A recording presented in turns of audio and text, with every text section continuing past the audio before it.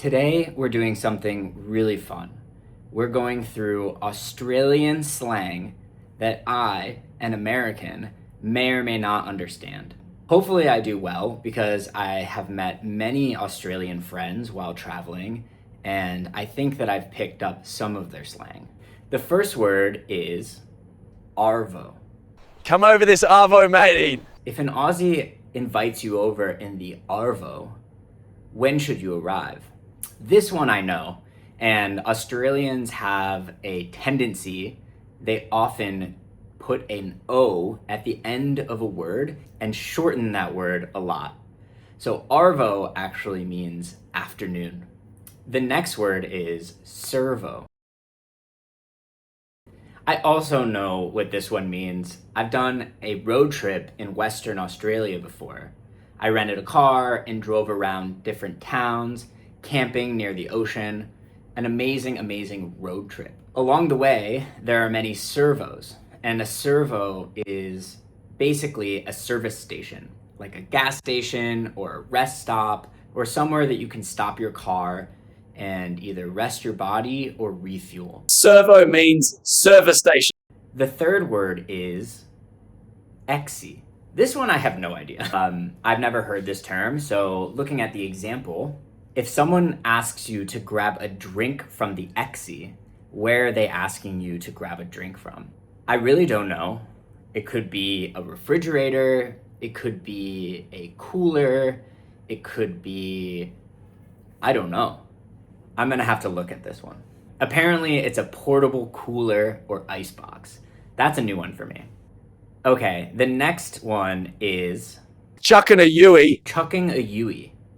This one I know. The reason I know it is because we have a similar term in American English, which is a Yui. A Yui is slang for a U-turn.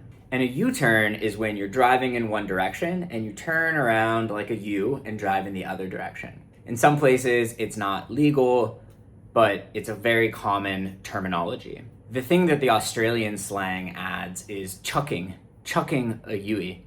Chucking, like throwing a Yui. But it definitely means doing a U-turn and turning your car around. The fifth word is a Furphy. I have no idea what this means. I've never heard it. Let's look at the example. If a friend tells you that sounds like a Furphy, what does it mean? Honestly, I have no idea. Maybe a lie. It could be kerfuffle, so something that is hectic or complicated. Apparently it means it's improbable or gossip, and they don't believe it. It comes from some World War I historical context that I'm probably not Australian enough to understand. The next one is Ridgy-didge. I'm not sure if I'm even pronouncing that correctly.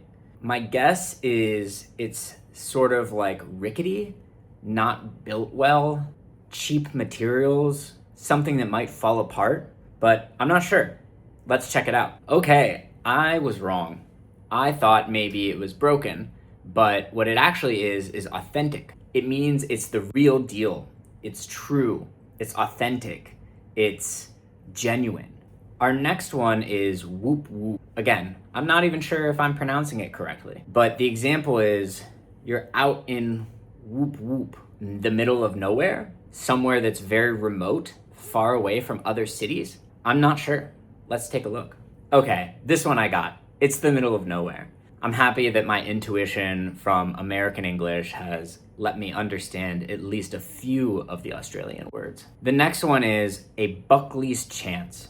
A Buckley's chance is probably not a high chance. So the example is you've got a Buckley's chance of winning the lottery, which to me means basically zero. So let's guess that.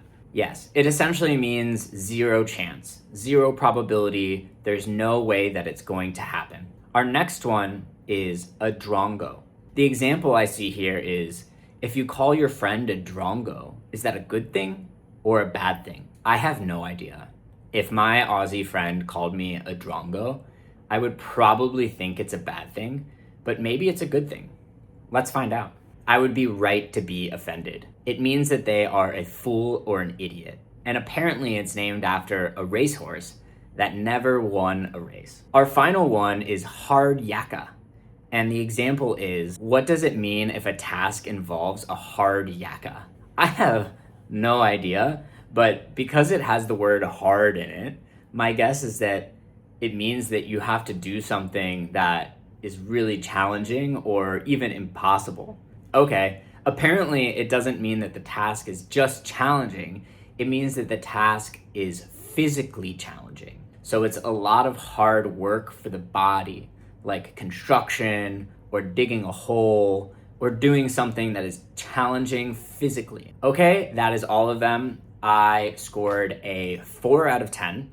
So next time that you are in Australia, feel okay that you don't understand everything perfectly, because I'm a native English speaker from the United States and I could only get 40% right on a quiz about Australian slang.